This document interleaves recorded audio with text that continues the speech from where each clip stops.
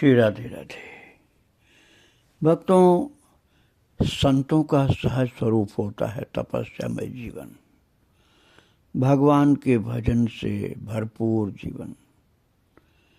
और उसके लिए चाहे घर द्वार भी छोड़ना पड़ जाए तो छोड़ देते हैं, क्योंकि फिर एक सीमित लोगों के नहीं, सबके अपने हो जाते हैं।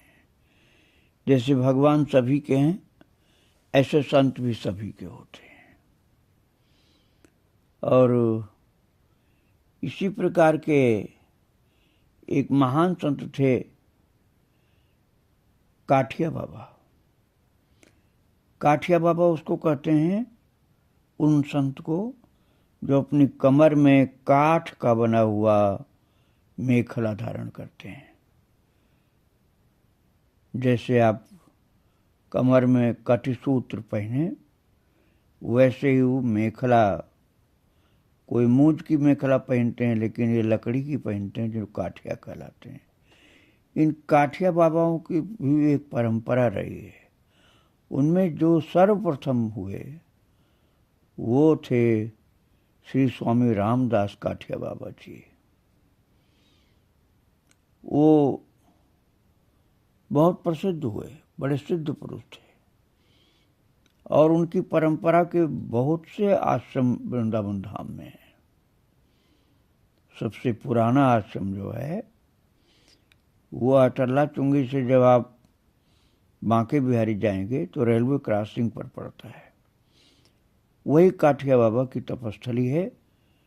वो काठिया बाबा जो प्रथम काठिया बाबा थे, श्री स्वामी रामदास काठिया बाबा जी। एक बार 6 वर्ष पहले मैंने उनकी थोड़ी सी चर्चा की थी, अति संक्षिप्त। अब उन्हीं को प्रभु की इच्छा से विस्तार से आपको सुनाया जा रहा है। बहुत महान संत थे। वो स्वयं अपने विषय में कभी कभी अपने शिष्यों को बताते थे। उन्होंने एक दिन बताया था कि अमृतसर से लगभग 20 कोस दूर लोना चमारी नामक एक ग्राम है, जिसके निकटवर्ती एक गांव में मेरा जन्म हुआ था। काठिया बाबा ने कहा कि मेरे शरीर के जो पिताजी थे, लोगों को मंत्र देने वाले गुरु का भी काम करते थे। ब्राह्मणों में उनका विशेष सम्मान था। वो कहते हैं, मैं अपने पिताजी का तृतीय पुत्र था। मेरी माता अपने समस्त संतानों की अपेक्षा मुझ पर अधिक स्नेह करती थी। उनका हमारे ऊपर बड़ा स्नेह भरा मोह था, सबसे अधिक मोह था। काठिया बाबा के पिताजी के पास 3-4 भैंसें थी। पिताजी नित्य 10 सेर दूध पीते थे, मतलब 10 किलो दूध पीते थे इनके पिताजी प्रतिदिन। और वो कहते हैं कि हम सब लोग भी बहुत सा दूध पी जाते थे। भैंस का दूध भी बहुत ज़्यादा होता है, गाढ़ा भी होता है, तो बहुत से लोग भैंस का दूध गाय से भी ज़्यादा पसंद करते हैं। तो 3-4 भैंसें होती थी इनके पास, और पिताजी तो 10 किलो दूध पीते थे। और ये लोग जो थे काठिया बाबा और उनके भाई लोग, ये भी बहुत दूध पीते थे।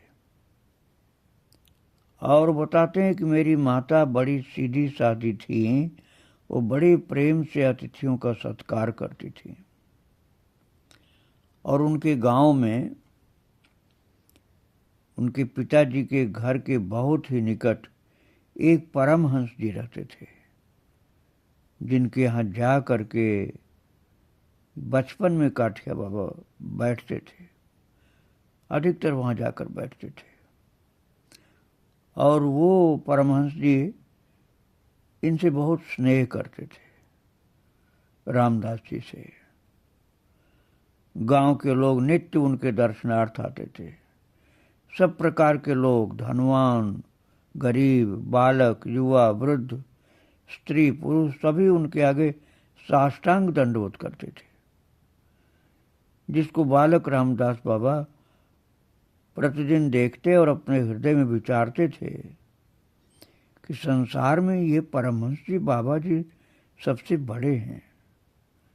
इनके ऊपर मेरे मन में कहते हैं कि बड़ी भारी श्रद्धा भर गई थी। और उस समय भक्तों ये कुल 4 वर्ष के छोटे से बच्चे थे। तो एक दिन उनके यहाँ जब अकेले बैठे हुए थे, बचपन में 4 वर्ष के थे जिस समय की बात है, तो बड़े स्नेह के साथ इनसे इधर उधर की बातें करते थे कि इतने में इन्होंने कहा, बाबा जी महाराज आप इस संसार में सबसे बड़े हैं, सभी लोग आपके चरणों में माथा टेकते हैं। आपसे मैं पूछता हूँ कि आप कैसे इतने बड़े हो गए? ये आप मुझसे कृपा करके कहें तो मैं भी वही करूं। तो परमहंस जी हंस करके बोले, बाबा मैं सर्वदा राम नाम जपता रहता हूँ, राम के नाम ने ही मुझे बड़ा बनाया। राम नाम लिया करो, तुम भी ऐसे ही बड़े हो जाओगे। तो ये बालक रामदास बोले, जो छोटे से 4 साल के बच्चे थे, बोले राम नाम लेने से इतनी बड़ाई प्राप्त होती है? अच्छा, मैं राम का नाम ही जपूंगा। वो कहते हैं महाराज जी कि मैं उस समय से अपने जी में सदा राम नाम जपने लगा, और मैं जब जब परमहंस जी के दर्शन को जाता तो वे भी राम नाम जपने में मुझे उत्साहित किया करते थे। और वो कहते हैं कि मेरे पिताजी की जो 3-4 भैंसें थीं, उनको मैं दिन के समय अपने घर के पास चराता था। मैं जब 7 वर्ष का हुआ तो एक दिन मध्याह्न के समय उन भैंसों को चरा रहा था। इतने में एक साधु जी मेरे पास पधारे। उनके शरीर की छटा देखकर मैं मुग्ध हो गया। मुस्कुराते मुस्कुराते मेरे पास आकर वे मुझसे बोले, बच्चा हमको कुछ खिलाएगा? तो मैंने कहा, जी हाँ, मैं आपको खिलाऊंगा। आप यहाँ रह करके मेरी भैंसों को देखते रहिए, यही देखना कि वो कहीं भाग न जाएं। और मैं जा करके अभी कुछ अपने घर से ले करके आता हूँ। साधु जी बोले, यही सही, मैं तेरी भैंसों को देखता हूँ, तू मेरे लिए कुछ खाने को ले आ। और वो कहते हैं बाबा कि मैं घर में जाकर देखा कि मेरे पिता माता सभी सो गए हैं। उनको बिना जगाए मैं भंडारे में घुसा और अपने इच्छा अनुसार बहुत सा घी, चीनी और आटा उठा करके साधु जी के पास लाया। वो बड़े प्रसन्न हुए। प्रसन्न बदन उन्होंने सब सामग्रियों को मुझसे ले करके मुझे वरदान दिया, बच्चा तू योगीराज होगा। मैंने कहा, मेरे तो पिता माता हैं, घर द्वार हैं, भैंसे हैं, मैं नित्य 5 सेर दूध पीता हूँ, मैं योगीराज कैसे होऊंगा? साधु जी बोले, बच्चा मेरे वचन से तू जरूर योगीराज हो जाएगा। इतना कह करके वे अंतर्धान हो गए। और तत्काल मेरे जी में यही लगा कि मेरा संसार छूट गया। पिता माता, घर तथा भैंस और आज का जो भी कुछ था वो सबका मोह टूट गया। तो मैंने जाना कि गृहस्थाश्रम मेरे लिए नहीं है, पर अपने जी का यह भेद मैंने किसी से खोला नहीं। तब से कुछ दिनों के पश्चात मेरा यज्ञोपवीत संस्कार कराया गया और उपनयन संस्कार कराकर पिताजी ने मुझे शास्त्र पढ़ने के लिए दूसरे गांव में एक नामी विद्वान गुरु जी के यहाँ भेजा। उन गुरु के पुत्राज बहुत से विद्यार्थी थे और मैं उनके यहाँ रहने लगा। कुछ दिनों में उनका मुझ पर बड़ा स्नेह हो गया। यहाँ तक कि मुझ पर इतना स्नेह देख करके दूसरे विद्यार्थी मुझसे ईर्ष्या करने लगे। एक दो बार पढ़ करके ही मैं दिन का नियमित पाठ खूब अच्छी तरह से याद कर लेता था। तत्पश्चात लड़कों के साथ पढ़ने या खेलने में न लगकर मैं हाथ में माला लेकर के एक और बैठ करके उसे फेरता था, राम राम करता था। मुझे लड़कपन में मेरे गांव के परमहंस जी ने जो राम नाम लेने का उपदेश किया था, वही नाम मैं माला फेर फेर करके जपता रहता था। मेरे इस आचरण से गुरु जी के पुत्र तथा और छात्रों को मेरे ऊपर अभियोग लगाने का एक उत्तम अवसर मिल गया। उन्होंने गुरु जी से कहा, आप तो उसे जी से चाहते हैं और सबसे अच्छा समझते हैं, पर वो कभी पुस्तक हाथ से छूता भी नहीं, वह सर्वदा माला सटकाता रहता है। आप जांचें तो जान जाएंगे कि वो कुछ नहीं पढ़ता। गुरुजी ने तत्काल ही बाबा कहते हैं मुझे बुलाया और डपट करके डांट करके पूछा, क्यों रे, सब लड़के कहते हैं कि तू कुछ नहीं पढ़ता, इसके बदले सदैव माला सटकाता रहता है, क्या है ठीक है? तो इन्होंने हाथ जोड़ करके कहा, महाराज मैं तो अपना पाठ पढ़ लेता हूँ, ये बात ठीक नहीं है कि मैं नहीं पढ़ता। ये सुन करके मेरी पुस्तक मंगवा करके गुरुजी ने मेरा पाठ पूछना शुरू किया। मैंने जब सब ठीक ठीक उत्तर दे दिया तो गुरुजी अत्यंत प्रसन्न हुए और दूसरे लड़कों को डांटने लगे और कहने लगे, तुम बड़े झूठे हो, उसने अपना सब पाठाभ्यास कर लिया है, पाठाभ्यास करके माला फेरे तो दोष ही क्या है उसका, अपने पाठ को तैयार करके उसके बाद माला फेरता वो। तब से पंडित जी महाराज जो पढ़ाते थे, शिक्षा के गुरु थे वो मुझ पर बहुत स्नेह करने लगे, जिससे मैं और भी उत्साहित होकर थोड़े ही समय में दैनिक पाठ अभ्यस्त कर लेता और तत्पश्चात एकाग्र चित्त होकर के राम नाम जपता हुआ माला फेरने लगता। इस प्रकार उन विद्या गुरु जी के यहाँ रहते रहते 8-9 वर्ष बीत गए। मैंने सारस्वत व्याकरण, ओडा चक्र आदि, ज्योतिष, कुछ स्मृति, विष्णु सहस्रनाम आदि और बहुत से शास्त्र भी पढ़ लिए। उसके बाद गुरुजी महाराज ने मुझे गीता पढ़ने को दी। गीता पाठारंभ करते ही मैं समझने लगा कि मानो मेरे मन में प्राण आ गए। गीता मुझे प्राणों से भी प्यारी हो गई। मैं एकाग्रचित्त होकर के उसे पढ़ने लगा। गीता अध्ययन समाप्त हो जाने पर मेरे पंडित गुरुजी महाराज ने मुझे घर लौट जाने की आज्ञा दी। ये समझकर कि गुरुकुल में मेरा रहना पूरा हो गया, मैंने गुरुजी तथा और जो छात्र थे उनको अभिवादन करके अपने पठित ग्रंथों की एक गठरी बना ली और पीठ पर रख लिया।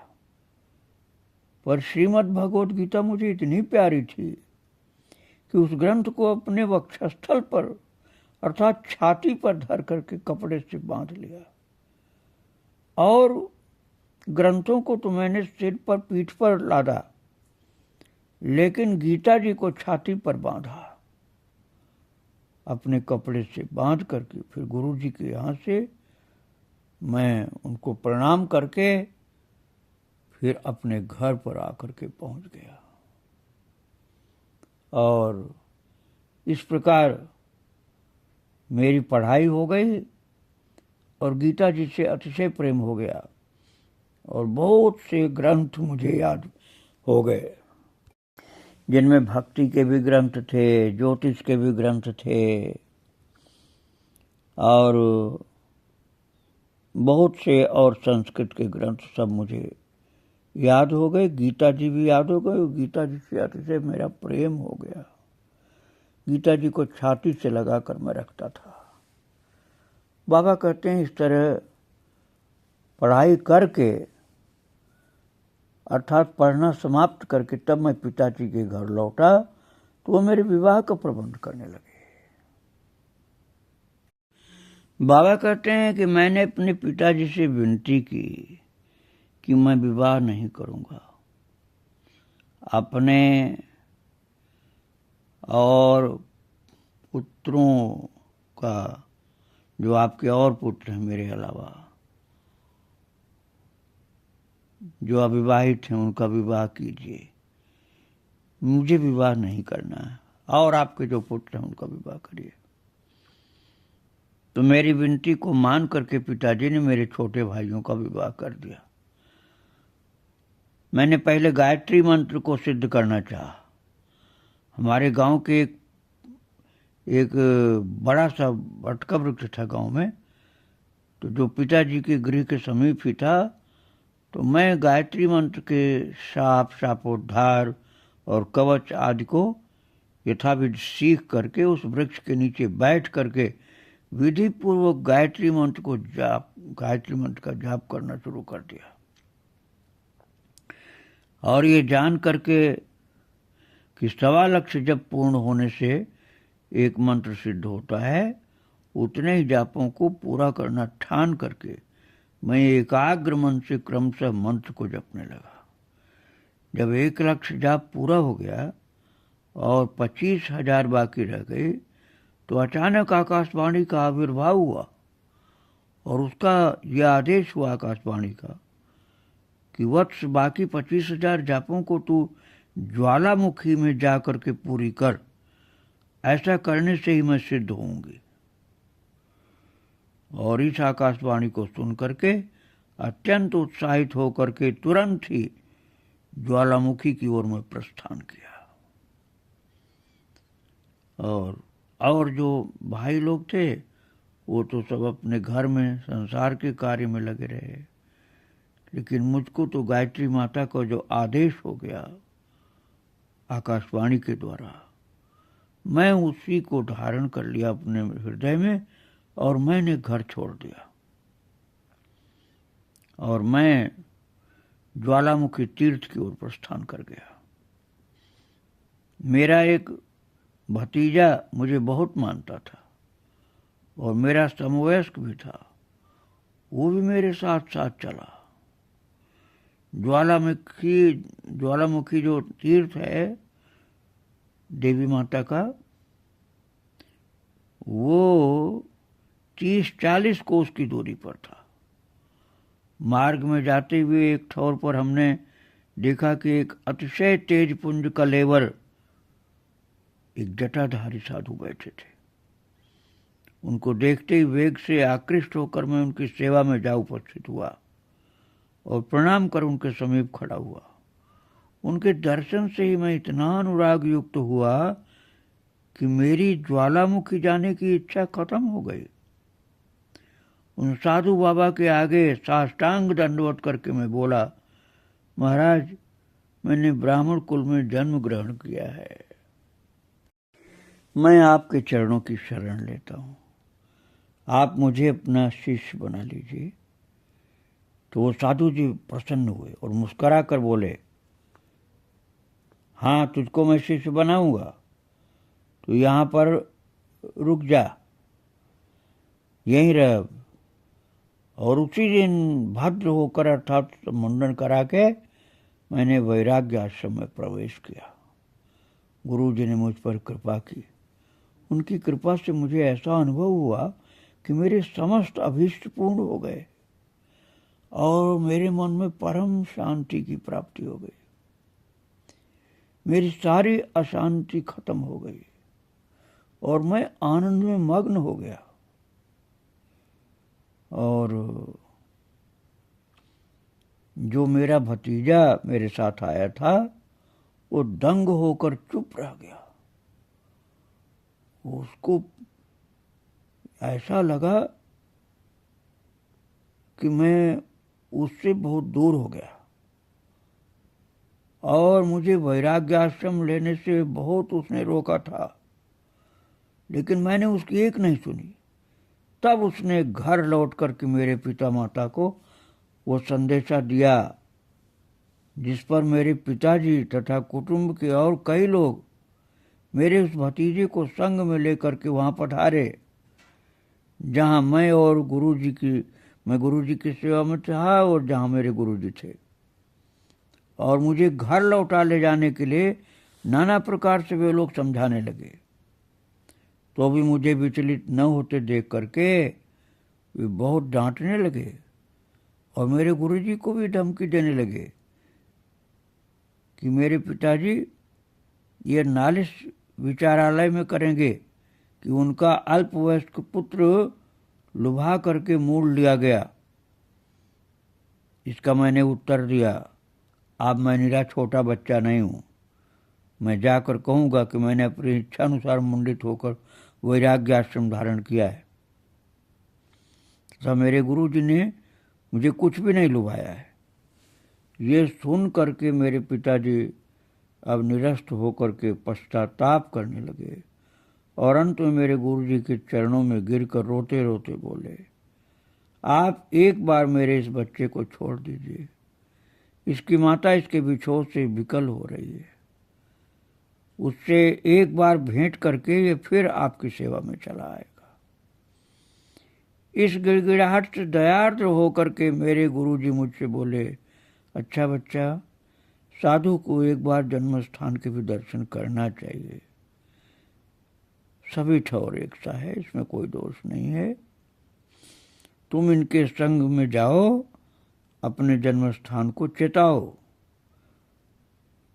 और तब गुरुदेव की आज्ञा का पालन करने के लिए उनको साष्टांग दंडवत करके अपने शरीर के पिताजी के साथ में जन्म स्थान को लौट आया। उनको वैराग्य इतना था बाबा को कि वो तो जन्म स्थान आना ही नहीं चाहते थे, लेकिन उनके पिताजी की प्रार्थना से गुरुदेव की जब आज्ञा हो गई तब उनको आना पड़ा। और पिताजी के साथ जन्म स्थान में लौट करके जब आया तो महाराज जी कहते हैं, मैं बोला मैं साधु हुआ हूँ, किसी के घर में रहना मेरा धर्म नहीं है, इसलिए मैं साधुओं की चाल चल करके गांव के बाहर एक वृक्ष के नीचे अपना आसन जमाऊंगा। मेरी माता का मुझ पर गाढ़ा मोह था, इससे वो रोने लगी। मैंने कहा, मैं साधु हो गया हूँ, ये तो हित ही की बात है, तुमको इस प्रकार नहीं रोना चाहिए, तुम यदि यूँ रोओगी तो मैं यहाँ से चल दूंगा। यह सुनकर के मेरी माता ने वृक्ष के नीचे ही मेरा रहना मान लिया और मैंने जिस वृक्ष के नीचे गायत्री मंत्र की पहली जाप की थी वहीं अपना आसन लगाया। गांव भर के लोग मुझे देखने को वहां आने लगे। उन्होंने मिल करके प्रस्ताव किया कि मैं एक दिन एक घर में बारी बारी से दोपहर को भिक्षाने लेने के लिए जाया करूं। इस पर महाराज जी कहते हैं कि मैं बोला, और सभी घरों में तो जा जा करके मैं भिक्षाने लेता रहूंगा, पर अपनी माता के घर नहीं जाना चाहता मैं, क्योंकि मेरे वहां जाते ही मेरी माता रोने लग जाएगी। मैं जहाँ भिक्षा मांगूंगा माता से तो मेरी भिक्षा मांगने पर वो रोने लग जाएगी कि ये भिक्षा क्यों मांग रहा।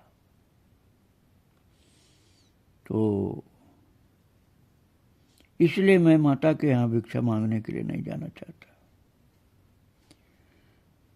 ये सुन करके बाबा कहते हैं कि मेरी माता गदगद स्वर से बोली, मैं नहीं रहूंगी, तुम हमारे यहाँ आकर भिक्षा लेना।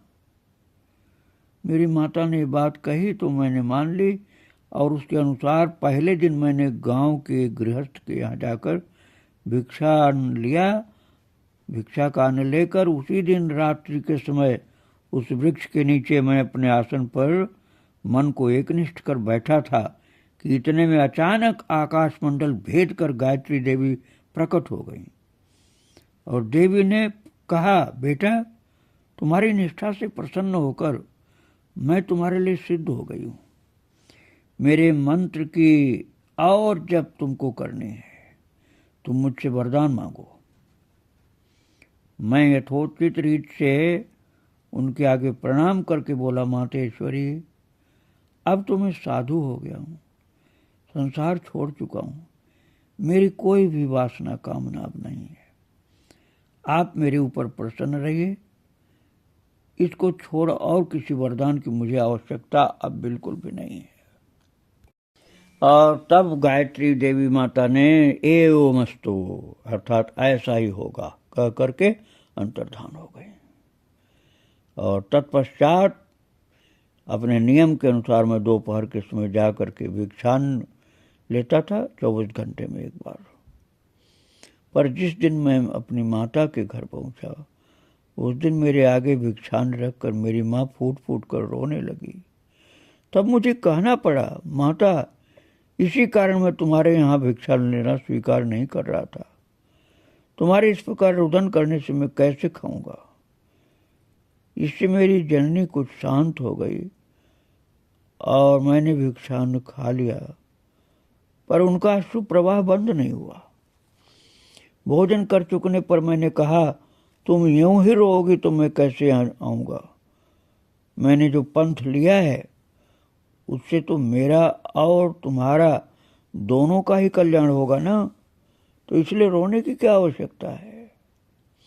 ये सुनकर के माता जी ने कहा, अच्छा ठीक है बेटा, तुम्हारा भला हो, अब मैं नहीं रोऊंगी।